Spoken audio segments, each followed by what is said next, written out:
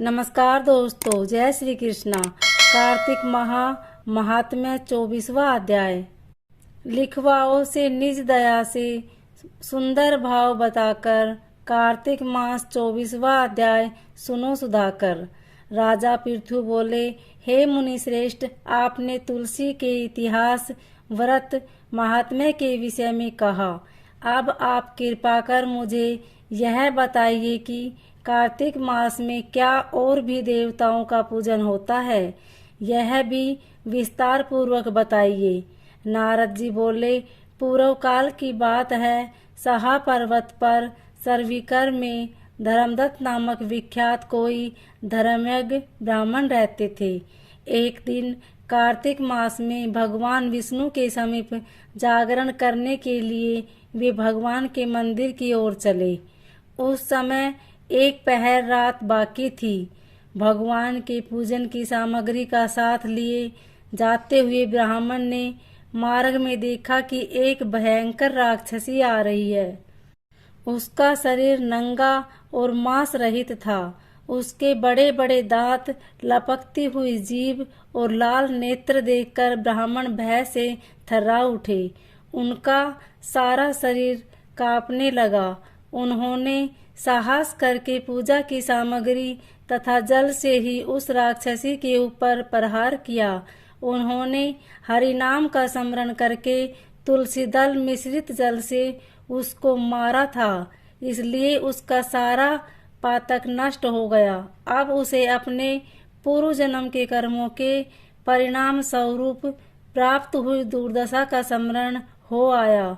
उसने ब्राह्मण को दंडवत प्रणाम करके इस प्रकार कहा, ब्राह्मण, मैं पूर्व जन्म के कर्मों के फल से इस दशा को पहुंची हूँ। अब मुझे किस प्रकार उत्तम गति प्राप्त होगी? धर्मदत्त ने उसे इस प्रकार प्रणाम करते देखकर आश्चर्यचकित होते हुए पूछा, किस कर्म के फल से तुम इस दशा को पहुंची हो? कहा कि कहाँ की रहने वाली हो, तुम्हारा नाम क्या है और आचार व्यवहार कैसा है, ये सारी बातें मुझे बताओ। उस राक्षसी का नाम कलहा था। कलहा बोली, ब्राह्मण, मेरे पूर्व जन्म की बात है। सौराष्ट्र नगर में भिक्षुक नामक एक ब्राह्मण रहते थे। मैं उनकी पत्नी थी। मेरा नाम कलहा था और मैं बड़े क्रूर स्वभाव की स्त्री थी। मैंने वचन में भी कभी अपने पति का भला नहीं किया, उन्हें कभी मीठा भोजन नहीं परोसा, सदा अपने स्वामी को धोखा ही देती रही। मुझे कलह विशेष प्रिय था, इसलिए मेरे पति का मन मुझसे सदा उद्विग्न रहत। तो गत्वा उन्होंने दूसरी स्त्री से विवाह करने का निश्चय कर लिया। तब मैंने विष खाकर अपने प्राण त्याग दिए। फिर यमराज के दूत आए और मुझे बांधकर पीटते हुए यमलोक में ले गए। वहां यमराज ने मुझे देखकर चित्रगुप्त से पूछा, चित्रगुप्त, देखो तो सही, इसने कैसा कार्य किया है। जैसा इसका कर्म हो उसके अनुसार यह शुभ या अशुभ प्राप्त करे। चित्रगुप्त ने कहा, इसका क्या हुआ कोई भी शुभ कार्य नहीं है। यह स्वयं मिठाइयाँ उड़ाती थी और अपने स्वामी को उसमें से कुछ भी नहीं देती थी। इसने सदा अपने स्वामी से द्वेष किया है, इसलिए यह चमगा दूरी होकर रहे तथा सदा कलह में ही इसकी प्रवृत्ति रही है। इसलिए यह विष्ठाभोजी सुकरी की योनि में रहे। जिस बर्तन में भोजन बनाया जाता है उसी में यह सदा अकेली खाया करती थी। अतः उसके दोष से यह अपनी ही संतान का भान करने वाली बिल्ली हो।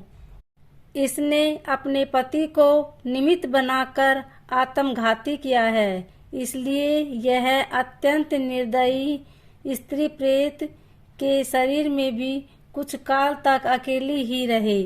इसे यमदूतों द्वारा निर्जल प्रदेश में भेज देना चाहिए। वहां दीर्घ काल तक यह प्रेत के शरीर में निवास करे उसके बाद यह पापिनी शेष 3 योनियों उपभोग करेगी। कलहा ने कहा, विप्रवर, मैं वही पापिनी कलहा हूँ। इस प्रेत शरीर में आए मुझे 500 वर्ष बीत चुके हैं। मैं सदैव भूख प्यास से पीड़ित रहा करती हूँ।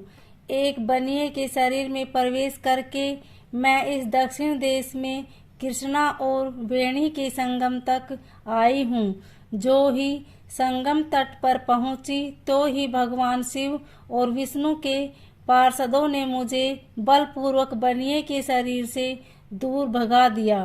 तब से मैं भूख का कष्ट सहन करती हुई इधर उधर घूम रही हूँ।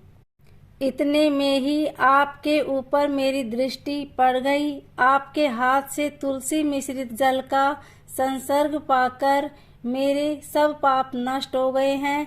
द्विज श्रेष्ठ, अब आप ही कोई उपाय कीजिए।